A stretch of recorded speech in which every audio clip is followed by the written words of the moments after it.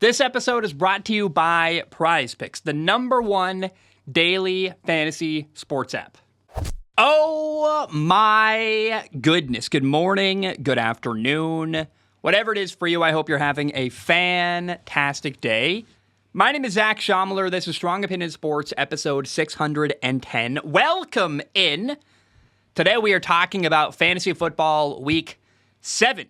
Let me acknowledge the elephant in the room. If you're watching on YouTube, wearing a black shirt today, wearing a backwards hat, something I have literally never, ever done in the history of the show. What's so funny, right, is for the longest time I viewed myself as very professional. Then I started wearing a black shirt every day, but I still refused to wear a backwards hat because that felt too unprofessional, even though I wore literally a jogging shirt every day. I don't know. The logic never made sense. So anyway, I'm tired. It's Wednesday night. I had a long day. I woke up this morning. I recorded episode 609 of the podcast, 609. Then I edited it, which, as I say that, edited it.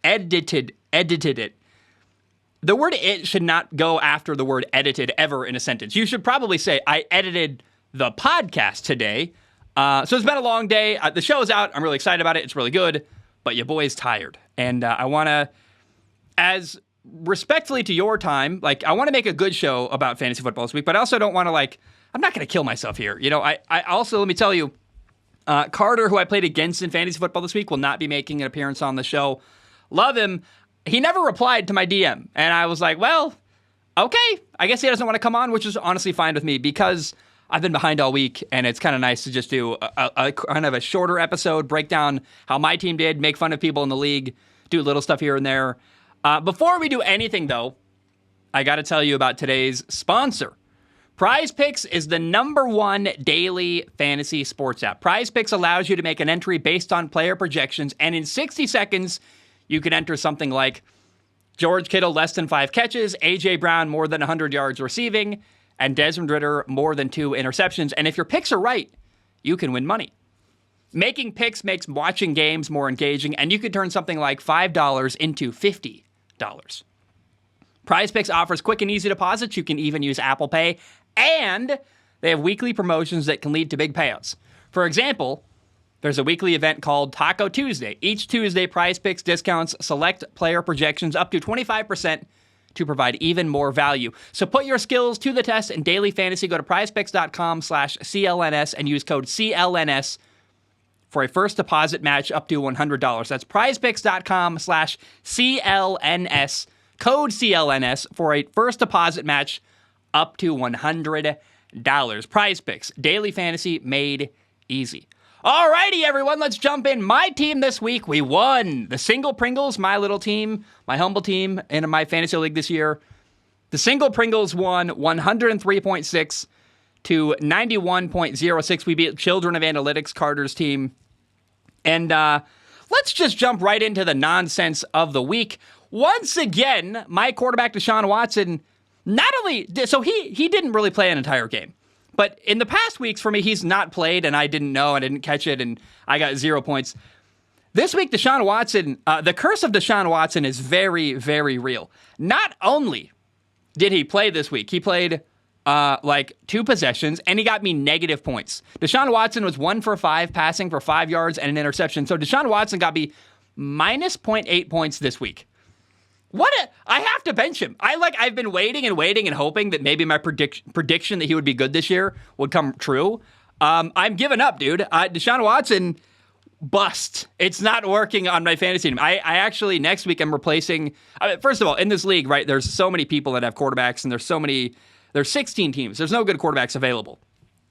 And I tried to trade for C.J. Stroud, but not going to lie, the price was too high. I'm like, hey, man, Logan, I love you. I'm not ruining my future rest of my team to try to get C.J. Stroud. You don't even need him. You already have another quarterback. You have a starting quarterback. He's your backup quarterback. Are you kidding me, man? Okay, it's okay. You love me, but you don't want to help me. That's fine. By the way, we're trying to beat each other, so it's fair. You don't want to help me. Deshaun Watson's got to go on the bench. I am replacing him with Derek Carr. He's the only quarterback I could pick up. Deshaun Watson got me negative points this week. Again, the curse is very real, and Deshaun Watson has been a horrible, horrible decision I made in fantasy football this year. I wanted a quarterback who could get rushing yards. That's all I wanted. And he's not healthy. He's not even playing this week, coming up in week 8. And when he does play, he gets me negative points. It's been a disaster all year long. Justin Herbert was Carter's quarterback this week. Justin Herbert brought in 12.86 points. He had 259 yards passing, a touchdown, 2 interceptions, was 17 for 30 passing, also had 2 carries for 5 yards. So safe to say Carter very easily won the quarterback matchup this week. At the running back spot, my number one running back, Jahmyr Gibbs, had a really good day. The Lions were awful. They lost 38-6. However, Jahmyr Gibbs was the number one back. He had 11 carries for 68 yards, a touchdown, also had 9 catches for 58 yards. Hey, you know what's interesting about Jahmyr Gibbs? The Lions only had 1 touchdown all day. It went to the guy on my fantasy team. Hallelujah. That makes me happy. So Jahmyr Gibbs got me 27.6 points this week. Jonathan Taylor was Carter's number one running back. Jonathan Taylor brought in 21 points. He had 18 carries for 75 yards, a touchdown, and a touchdown rushing, by the way. And then he also had 3 catches for 45 yards. So Jonathan Taylor had 21 points. My running back, Jahmyr Gibbs, despite losing and having a terrible week as far as like actual football goes, Jahmyr Gibbs had 27.6 points. I won the number one running back matchup. Let's go. Then at the number 2 running back spot, Carter got... I feel bad for Carter. It was really bad luck. His running back, Bijan Robinson, excuse me, there's kind of honestly an injury controversy going around right now that Atlanta didn't properly report the injury Bijan Robinson was dealing with. He had 1 carry for 3 yards. He got Carter 0.3 points. So 0.3 of 1 point is what Bijan Robinson brought in for Carter. My running back, Isaiah Pacheco, brought in 16 points. He had 13 carries for 32 yards. Plus 4 catches for 28 yards and a touchdown catch. So Isaiah Pacheco, running back all around, your boy Zach won that matchup this week. At receiver, I was not so hot. I got obliterated. Not only did I lose, I lost. I mean, he wasn't great at receiver. My receiving core was just awful. Calvin Ridley got me 1.5 points. He had 1 carry for 1 yard. He had 1 carry. That's weird. It says 1 carry for, I guess, no yards, and then 1 catch for 5 yards. So Calvin Ridley did absolutely nothing this week. Got me 1.5 points. But then his number one receiver, Marquise Brown in Arizona, only got him 7.9 points. He had 3 catches for 49 yards. So I lost, but not horribly. The number 2 receiver matchup, I got obliterated. So I needed to pick up a receiver this week. I didn't. Nico Collins, my number one receiver, was on a bye week. So I had to pick up somebody. I picked up Darius Slayton, who's listed as a number one receiver in New York for the Giants. And the Giants did win. They won 14-7, but Darius Slayton only had 1 catch for 22 yards. So he brought me 3.2 points in fantasy this week. Darius Slayton was me grasping at straws, trying to get any player at receiver who could do something because I had too many players on my bye week. And I'll take it. But unfortunately, my opponent, Christian Kirk, the number one receiver for Carter, Christian Kirk had 19 points, 6 catches for 90 yards, and a touchdown. He did lose a fumble, but still, I got completely obliterated at the receiver position this week in fantasy football. My tight end, George Kittle. So going into Monday Night Football, I was down by less than a point. All I needed was George Kittle to have 1 catch. Very first play of Monday Night Football. I loved it. Brock Purdy drops back, throws a little out route for 10 yards to George Kittle.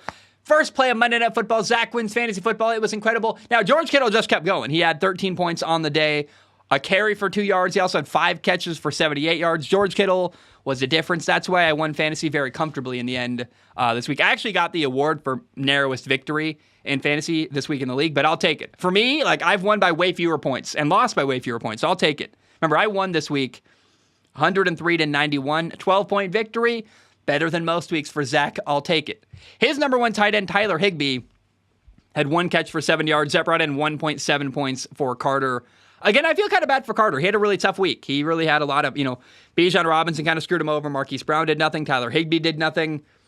We'll talk about the flex player in a second. I want to talk about his kicker, who also did no help to Carter. His kicker for Detroit had 0 points, did literally nothing the entire day. So, even when, it's so funny, when the Lions did score a touchdown, they went for 2. So, literally the kicker did nothing all day for Detroit, and that caught Carter 0 points. My kicker, Brandon McManus had one field goal of between 40 to 49 yards. Also was 4 for 4 kicking extra points. So Brandon McManus, my kicker, brought in 8 points for me, and I'll take that. At the flex spot, I had Kareem Hunt, who had 10 carries for 31 yards, 2 touchdowns. He brought in 15.1 points for me. His flex player, Joshua Palmer, had 18.3 points, 5 catches for 133 yards. Great for Carter, but again, narrow victory and not enough to beat me. And then my defense really stepped up. Kind of a weird game. The Cleveland Browns won the game 39-38. And my defense, the Cleveland Browns, scored 20 points, but they gave up 38 points on the day, which means that they lost a lot of points, but they had an interception, they had 4 sacks, they had 4 forced fumbles, they had 3 fumble recoveries, a touchdown, a field goal block. So despite giving up 38 points, the Cleveland Browns defense still brought in 20 points for me in my fantasy team this week. Frankly, that's a big part of why I won. Every little thing counts, and getting 20 points from your defense is pretty insane. He had the Eagles defense who brought in 10 points. They had an interception. They allowed 11 points, had 4 sacks, but because of the amount of touchdowns, the field goal block, the amount of turnovers my defense provided, we got 10 more points than his defense did, and that is wild. By the way, my other tight end on my bench, Dalton Kincaid, 8 catches for 75 yards, had 15.5 catches. I think I'm going to start Dalton Kincaid next week. That's kind of a little plan I got cooking. I don't trust George Kittle very much, and so I'm very skeptical he's going to be the long-term option at tight end that I need. I hope maybe he'll tag back and forth, but Dawson Knox, the number 1 tight end in Buffalo, just got hurt, which means Dalton Kincaid is going to get opened up and get a lot of catches, I believe, in the future of the rest of this year. So I'm very excited for that. Dalton Kincaid could be a huge key to my success later in the year. I want to talk about Phoenix, man. This guy, Phoenix Fife in our league, had a brutal week. I feel bad for Phoenix, man. He's like, 1-6? Yeah, his year is going horrible. His team is called No Effing Way, right? Like, his team is so bad. He had one person on his entire team score more than double digits. Like, his kicker got 1 point. His receiver number 2 got 4.2 points. His tight end got 4 points. The only person who had more than double digits was his quarterback Tua, who had 11.34 points. It was basically awful all around for Phoenix. He lost 94-48. Phoenix, I am so sorry, buddy. I love you. That's really tough and unfortunate. I guess I want to go through standings in our league, because right now I'm in a position where I don't think I'm going to make the playoffs. I am right now in the 11th spot. The single Pringles are 3-4. I got to be in the top 8 to make a playoff run with this team. So I got to keep winning, and right now my quarterback is Derek Carr. So I'm not real confident, but I like the way my team is built other than the quarterback spot right now. I got running backs that are playing well. I made some pickups throughout the year. Right now, the number 1 team in our league is still, as I predicted, by the way, which makes me feel, at least I got one thing right in fantasy this year, is I immediately knew who was going to win the draft. After the draft happened, I'm like, that guy, Sam, he's going to win the league for sure. Sam is 6-1. His team, Ayahuasca Won't Fix It, is dominating. They're the only one-loss team in our entire league. In second, you've got 24/7 Ass ETN season. He's 5-2. Alvin and the Chipmunks, I believe, is an Alvin Kamara reference with my buddy Logan. He's 5-2. They're third in the league. In fourth, you've got Jackson's Prison TikTok at 4-3. In fifth, you've got Starmore's A New Hope. They're 4-3. McLaughlin Stock is 4-3. That's Jacob's team. They're sixth. Seventh is Bustin' on Cousins. They're 4-3. In eighth, you've got Turned Down for What? That is Steven's team. In ninth, you've got Touchdown Jesus. They're 3-4. So Turn Down for What and Touchdown Jesus are both 3-4. Then you got the Rise of Florida Man. He's 3-4. Then you got my boy Zach. That's me. So the Single Pringles were 3-4. And then in 12th place, you got How'd That Get Up There? That's Jake's team with the hilarious logo. They're 3-4. Children of Analytics, Carter's team is 3-4. In 14th, you've got X Giving It To Ya. They're 3-4. And then in 15th, the Jordan Rules. They're 2-5. And in 16th, No Effing Way, right? That's Phoenix's team. They're 1-6. Phoenix is having an awful year. I am so sorry for you, buddy. I got to say, my defense, despite giving up 38 points, was the highest scoring defense in fantasy football this week. 20 points. That's, again, I don't, it's kind of crazy to give up 38 points and still have your defense score you 20 fantasy points. That's pretty insane. That's how many turnovers that the Colts had. By the way, everyone's talking about how the Colts got absolutely screwed over in that game. The Colts had 4 turnovers. Like, hello? I understand there were some bad calls at the end of the Colts-Browns game, but anytime you have 4 turnovers, it's really hard for me to give you sympathy that you lost. Like you had opportunities and you gave the game away. The number one scoring quarterback this week is Patrick Mahomes. He had 34.86 points. Lamar Jackson was right behind him with 33.8 points. Running back, not a lot of crazy high scores this week. Like Travis Kelce had 35.9 points. He's dominating. He had 12 catches for 179 yards and a touchdown. But all in all, no one scored 50 points this week. I think maybe my introduction to fantasy football early with Tyreek Hill going off and then that crazy game the Dolphins had where they scored 70 points. That doesn't appear to be a regular theme in fantasy this week, this year, I guess. There's not a player it doesn't feel, I thought every week there was going to be someone who scored 50 points. That's just not a thing that happens apparently in fantasy other than the rare occasional week, which makes me wish I'd appreciated more when Tyreek Hill did what he did earlier in the year. Next week for me, my team in week 8, we are playing against, who is my matchup? I am playing Stephen Monday's team. His team name is Turned Down for What. He's got Lamar Jackson. He's got Foreman, Deontay Foreman, the running back in Chicago. Latavius Murray, the running back in Buffalo. Tyreek Hill, Devontae Smith, Darren Waller, Odell Beckham Jr., Josh Myers, the Pittsburgh Steelers defense. I used to have Odell Beckham Jr. on my team. The fact that that's his flex player means he's not doing great at flex because OBJ has been doing nothing this year. He was so bad I had to cut him earlier this year. I'm not really intimidated by that. His running backs are fine. Deontay Foreman's coming off a massive game. He was the number 1 scoring running back in fantasy last week. I don't expect him to do that again this week. I think I got a good shot. My only real weakness here in the matchup is that he's got Tyreek Hill and Lamar Jackson, who, hey, Lamar Jackson just had an incredible game. Maybe he does a little bit of a step down this week and they run the ball really well or something. And then Tyreek Hill is dangerous. Anytime you play against Tyreek Hill, you should be afraid that he's going to win the entire game just for that player by himself. So, I don't know, man. I don't really have any tough decisions this week. I benched George Kittle. I think that Dalton Kincaid is going to be a more reliable player. They're playing Tampa. That could be a mistake. I'm not sure, but I don't know. I don't know what to do there. Zach Moss and Joshua Kelly are going to be on my bench. My running back's playing this week. Jahmyr Gibbs, who's the number 1 running back right now in Detroit because their running back David Montgomery's out. Jahmyr Gibbs, Isaiah Pacheco, and I've got Kareem Hunt as my flex player. So I feel pretty good, honestly. I know that's going to be laughable, but I got a 47% chance according to the sleeper app for me to win. I think there's a good likelihood I win this week.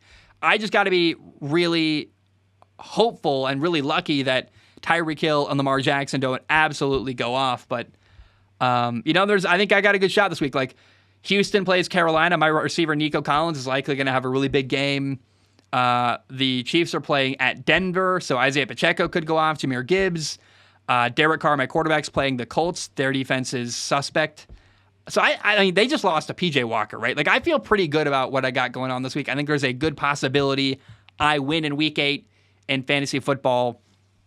And really the only thing left I want to talk about is a screenshot Jake sent in our group chat. A screenshot of a guy who had basically like the worst week of fantasy football you can possibly imagine. He did not have a single player in double digits. His quarterback got him 9 points, Sam Howell. His running back, Brian Robinson, 8 points. His running back, Bijan Robinson, 0.3 points. His receiver, Gabe Davis, 0.6 points. Brandon Ayuk is number 2 receiver, 5.7 points. Evan Ingram is tight end, 4 points. McLaughlin, his flex player, 4 points. His kicker, Jake Elliott, 7 points. His Lions defense got him -2 points. Jake's dad had probably the worst week of fantasy I've ever seen in my entire life. It makes me feel better about my team. The fact that he scored 38 points and had 1, 2, 3, 4, 5, 6, 7, 8, 9 people. Between, what's 38 divided by 9?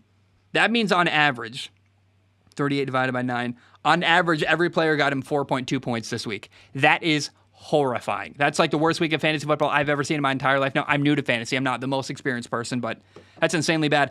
I don't know how big your league is. I don't know why you're starting like Gabe Davis and Sam Howell on your starting lineup, but that's still horrifying. I mean, he would have lost to like Patrick Mahomes basically by himself. So that's a really, really tough week for Jake's dad.